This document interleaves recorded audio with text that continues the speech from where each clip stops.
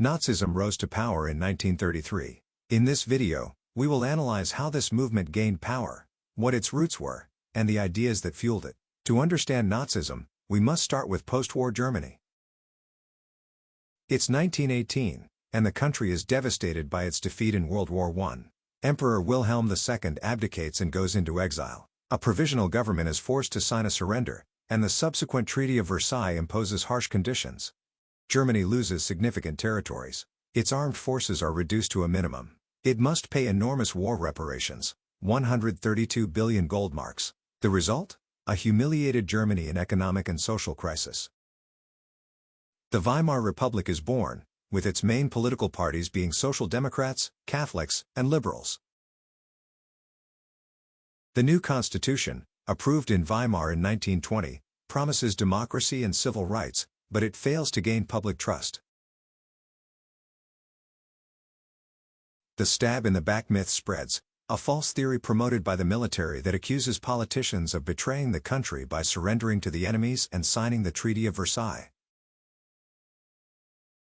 In this context, extremist groups start gaining ground.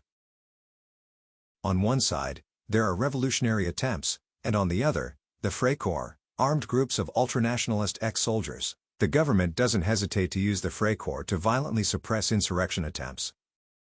This chaos becomes fertile ground for new ideologies. In 1919, the German Workers' Party is founded in Munich, which changes its name in 1920 to the National Socialist German Workers' Party, or simply the Nazi Party. What does it advocate? A mix of ideas but without a clear programmatic structure, combining extreme nationalism, rejection of democracy, anti-capitalism. The Nazis also establish a paramilitary structure, the SA, stormtroopers, also known as brownshirts. In 1925, another unit is added, the SS, protection squads, initially meant as a security force and personal guard for Hitler. Under Himmler's leadership, the SS would gain increasing power.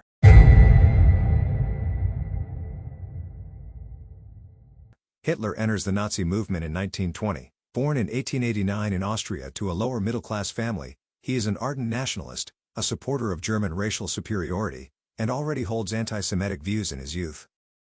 During the war, he volunteered for the German army and is among those who feel betrayed by the new government.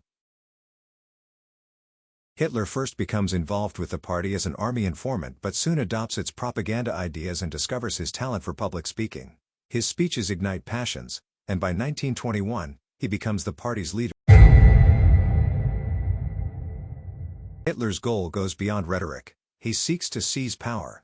In 1923, during the Ruhr crisis, which triggers a severe economic downturn, he organizes a coup attempt in Munich. The attempt fails, and Hitler ends up in prison, though he serves only 1 year instead of the 5 he was sentenced to. While in prison, Hitler writes Mein Kampf, My Struggle, a book that becomes the foundation of Nazi ideology.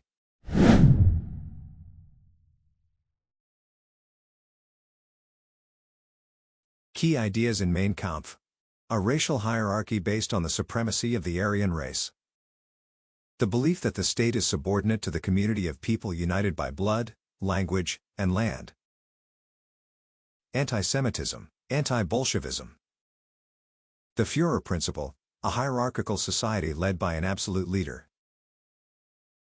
The necessity of acquiring Lebensraum, living space, in the East by taking territory from Slavic populations.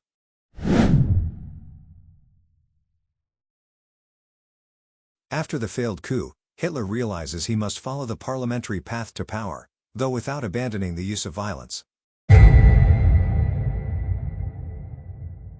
However, after the Ruhr crisis, Germany's situation improves. In 1924, the Dawes Plan restructures war reparations and attracts private American investments. In 1925, the Locarno Agreements paved the way for Germany's entry into the League of Nations and a stabilization of international relations. As a result, Nazism remains on the fringes. In the 1928 parliamentary elections, it gains only 2% of the vote.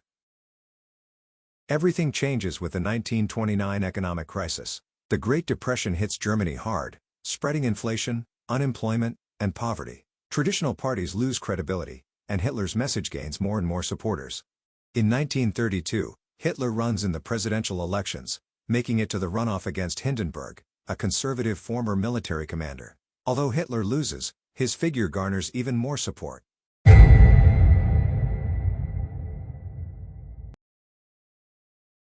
The Nazi Party continues to grow.